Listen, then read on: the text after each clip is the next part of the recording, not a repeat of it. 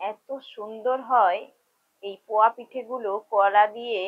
দেখুন ভেতরটা কত সুন্দর হয়েছে, আর একদম নরম সফট, তুলতুলে, মুখে দিলেই কিন্তু মিলিয়ে যাবে। এত সুন্দর পোয়া পিঠে খুব সহজেই কিন্তু আপনারা বাড়িতে বানাতে পারবেন। আর খুব নরম সফট হয়, দেখুন কতটা নরম হয়েছে। এটা বেকিং পাউডারটা দিয়েছি, তার কারণে এত সুন্দর নরম হয়েছে। নমস্কার, ববি কিচেনে সবাইকে স্বাগত জানাই। আজকে আবার একটি নতুন পর্ব নিয়ে চলে এসেছি। আজকে দেখুন হাতে কিন্তু নিয়েছি কলা। এই যে কলা দিয়ে কিন্তু আজকে বিশেষ একটি পিঠে বানাবো, আর সেটা হচ্ছে পোয়া পিঠে। তো পোয়া পিঠে আজকে বানাবো, তার জন্য কলা, পাকা কলা নিয়েছি। আপনারা যে কোনো কলা নিতে পারেন, মোটামুটি পাকা কলা চাই। তো পাকা কলা দিয়ে আজকে পোয়া পিঠে বানাবো। শীতকাল মানেই পিঠে পুলি। তো আজকে পোয়া পিঠেটা বানাবো কিন্তু পাকা কলা দিয়ে, ভীষণ সহজ উপায় দিয়ে।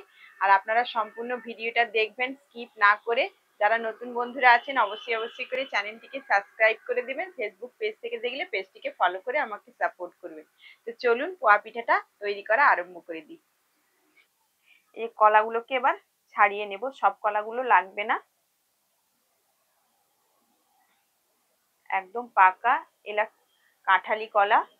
কাঁঠালি কলা কিন্তু আমাদের শরীরের পক্ষে ভালো, স্বাস্থ্যের পক্ষে ভালো।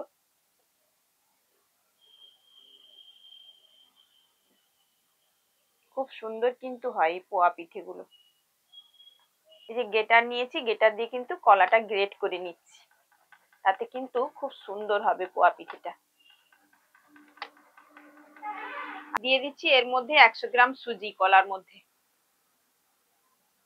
এই বাটি মাপে এটা 200 গ্রাম ময়দা দিচ্ছি। মিষ্টির স্বাদটা ব্যালেন্স রাখার জন্য একটু সামান্য লবণ দিয়ে দিচ্ছি। 100 গ্রাম চিনি, আপনারা চিনিটা কম বেশি করে দিতে পারেন। এখানে দিয়ে দিচ্ছি 1 চিমটে বেকিং পাউডার।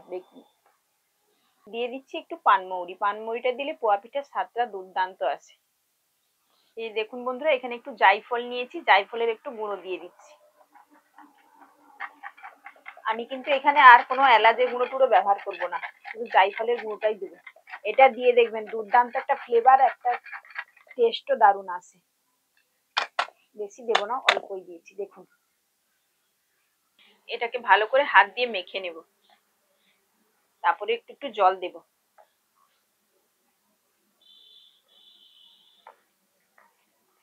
আপনারা একসঙ্গে অনেক জল দিয়ে দেবেন না, একটু পরিমাণ মতো করে করে জল দেবেন, যেহেতু সুজিটা আছে টানবে সুজিটা জলটা।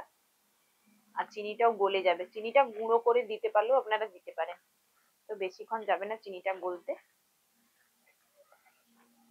দেখুন বন্ধুরা, ব্যাটারটা ঠিক এরকম করেছি। দেখুন কিরকম করেছি, একদম একদম ঠকঠকে করেছি ব্যাটারটা। আরো এক বাটি কিন্তু আমি জল মিশিয়ে দিয়েছি। এবার কিন্তু কড়াইতে কিন্তু সাদা তেল দিয়ে দিয়েছি, এর মধ্যে কিন্তু এবার ব্যাটারটা দিয়ে দেবো। তেল গরম হয়ে গেছে, 1 হাতা করে দিয়ে দেবো। আপনারা চাইলে বড়ও করতে পারেন, আমি একটু মাঝারি সাইজের করছি। দেখুন কিরকম ফুলে যাবে পোয়া পিঠেটা।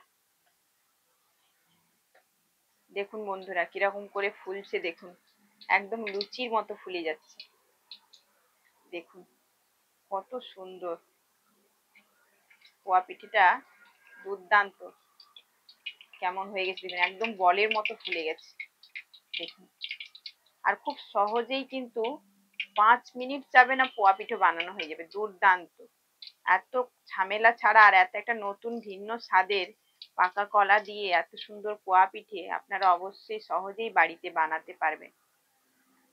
এটা হালকা আর একটু ভেজে নেব, বেশি লাল করে ভাজবো না।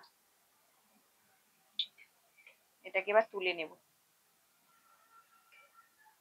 দেখুন কিরকম পেছনটা জালিদার হয়ে গেছে, ফুটো ফুটো ফুটো ফুটো হয়ে গেছে।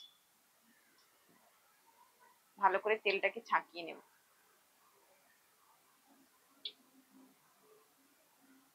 দেখুন বন্ধুরা, একটা তোলার সময় হয়ে গেছে, একটা দিয়েছিলাম, একটা উঠে গেছে, আর একটা এক্ষুনি দিচ্ছি। এরকম করলে বেশি একটু তেল লাগবে, দিয়ে রাখলে। এটাকে দেখুন, এটা উল্টে দিচ্ছি, আর এইটা আগে দিয়েছিলাম, এটা হয়ে গেছে। দেখুন কিরকম করে লুচির মতো ফুলে যাচ্ছে, দেখুন কি দারুণ ফুলছে, দেখুন শুধু।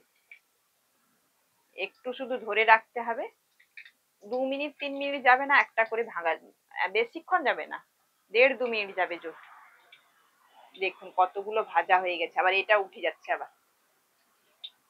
বন্ধুরা আবার কিন্তু উঠে গেছে, আবার একটা দিয়ে দিচ্ছি। ঠিক এরকম 3টা করে ভাজা যাবে একটা কড়াই, 3টে 4টা করে ভাজতে পারবেন। সাইডে কিন্তু এই যে উল্টে পাল্টে দিচ্ছি, আর নিচে দেখুন ফুটছে তালাতে, আর উঠেও গেছে এক্ষুনি দিয়েছি, এক্ষুনি উঠে গেছে দেখুন, উপর দিকে উঠছে দেখুন, এই দেখুন, দেখুন কিরকম ফুলছে। একটু তেল উপর থেকে দিতে হবে, ঠিক এরকম ভাবে দিলেই কিন্তু দেখুন লুচির মতো ফুলতে থাকবে। দেখুন, দেখুন কিরকম ফুলে যাচ্ছে। এত সুন্দর ভাজা হচ্ছে আর ভাজতে এত ভালো লাগছে বন্ধুরা, আপনারা বিশ্বাসই করবেন না, এত সুন্দর তাড়াতাড়ি করে উঠে যাচ্ছে। দেখুন কত সুন্দর হচ্ছে। আর আপনারা চাইলে একটু বড় বড় সাইজেরও করতে পারেন, তো আমি ঠিক এইরকম সাইজেরও করেছি। দেখুন এর মধ্যে কতগুলো ভাজা হয়েছে, বেশিক্ষণ যায়নি, 15-20 মিনিটের মধ্যে কিন্তু এতগুলো ভাজা হয়ে গেছে। আবার একটা তোলার সময় হয়ে গেছে, দেখুন কত সুন্দর ফুলে গেছে, এত দুর্দান্ত লাগছে। কোনো মানুষ মানে না জানলেও, যে রান্না করতে জানেও না, কখনো পিঠে পুলি বানায়ও না, তারাও কিন্তু করতে পারবে, এত সহজ এটা বানানো। আবার একটা হয়ে গেছে, এই দেখুন, দুর্দান্ত কিন্তু হচ্ছে।